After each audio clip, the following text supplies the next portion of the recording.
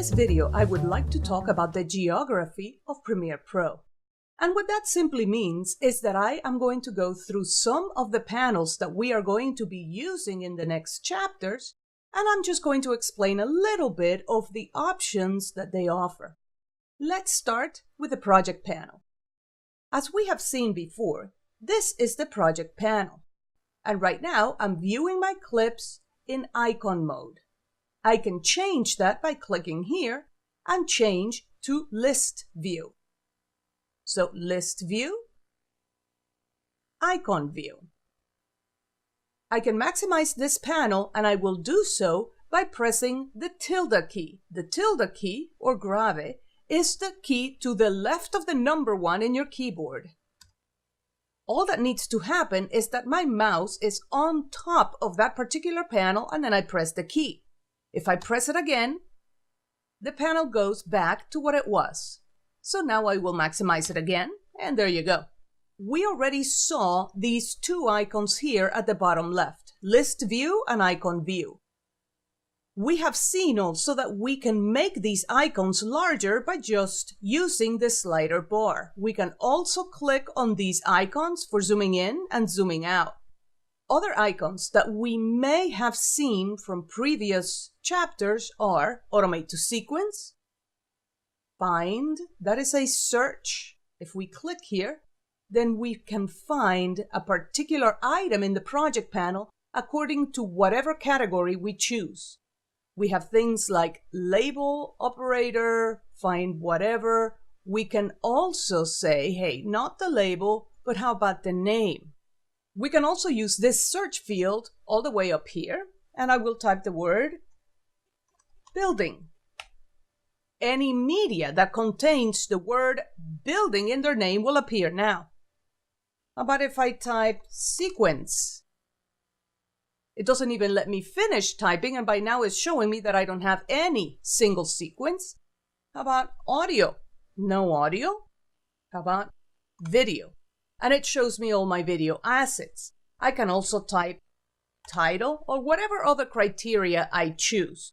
Let me just create a title real quickly so that you see what I mean. I will leave the name title 01, and I'll just type the word test. If I close the title, there it is. Audio, nothing. Title, we have one. Sequence, we don't have any. And so forth. So I think you can see what this is doing. I will select this title and delete it by either pressing the delete key or clicking on the trash can here at the bottom right-hand side of this panel. And there it is, it's now gone. Alrighty, so we have two main views. We have the list view and we have the icon view. In the list view, I will now go to the panel menu. The panel menu is this icon on the top right-hand side of almost every panel in Premiere Pro. I'm just going to click on that. And now I'm going to choose thumbnails. What happens is that now I see very small thumbnails of each and every one of my video clips. I can make those larger. As you can see, I can have the best of both worlds. I can have an icon view that is also a list view by using this mode. Obviously, if I need to change to the icon view, I can do so very, very quickly. Other things that are offered in here are a preview area. We may have remembered this from a previous chapter. If I click on the preview area, any clip that I happen to have selected will be shown on a little preview here. I will also see the poster frame of that clip. If I want to change the poster frame, all I need to do is change whatever frame is showing in here. And I can do so by either playing the clip or using the slider bar. And once I find the frame that I want, I can click on this icon here that looks like a camera. As you can see, it's changed the poster frame, not only in this view here, but here as well. You can see other information on the clip in here. You can see that it is a movie, it's 1920 by 1080, square pixel aspect ratio, the duration, the frame rate, the audio information. And if I had used this in any sequence, I would see that in here. Let's try that. I'm going to create a sequence with this clip by right-clicking and choosing New sequence from clip. As you can see, the project panel gets minimized immediately, and now I can see my sequence. If I select the clip that I have in the sequence now, I select it here in the project panel, then I'm going to get additional information. I see that the video was used one time, and if I click here, it'll show me where. This is the name of the sequence, and its time location, by the way. And it's telling me that the audio was used one time, and if I click here, it also tells me where. I will go ahead and maximize this panel again by using the tilde key, and now I will create a bin. We can create a bin in different ways. We can click on this icon here, which will create a new bin, or we can use the shortcut, which is Ctrl-B. I'm just going to go ahead and click here, and there you go. I am going to name the bin Video Clips.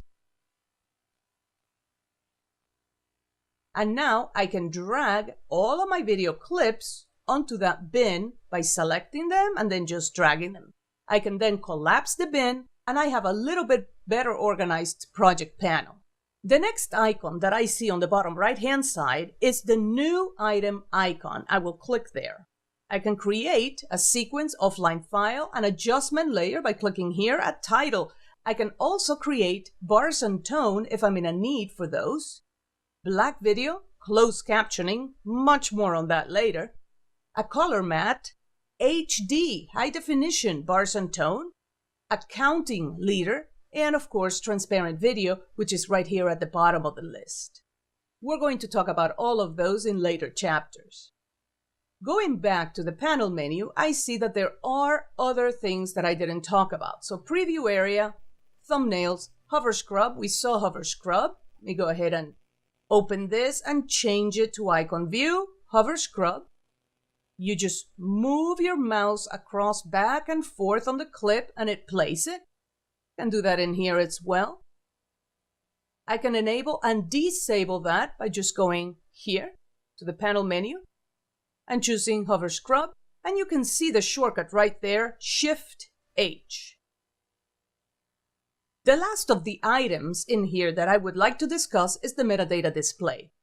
I can click here and I can choose what kind of metadata I want to show in this project panel. If I expand here by clicking on this disclosure triangle, I can select label, media type, frame rate, or deselect them. For example, I don't really use labels on my workflow. I'm going to deselect that.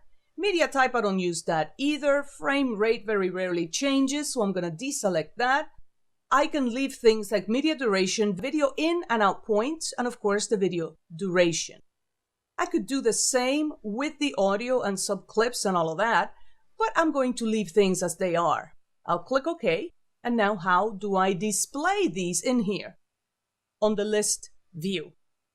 On the list view, you're going to see these different columns. Things like tape name and description I don't really need. I can actually go ahead and shut those down. I can go to the metadata display. Even log notes, I don't really need those. Or capture settings or status. I'll close that, and you can see that most of them have disappeared. Let me get rid of the tape name. And there you go. I would like to show the video duration a little bit to the left. All I have to do is grab this header and move the column to where I want, and there you go. The video duration is now the first column that I see. I can't, however, change the name. The name will always be the leftmost column. I can change how I sort my clips. I can show them in ascending or descending order. For example, you can see that the first one here says building 01. If I click here, it's now building 13 because it's going in descending order. I will leave it in ascending and collapse this. I can minimize the panel by pressing the tilde key. In the next section, we're going to discuss the timeline. See you then.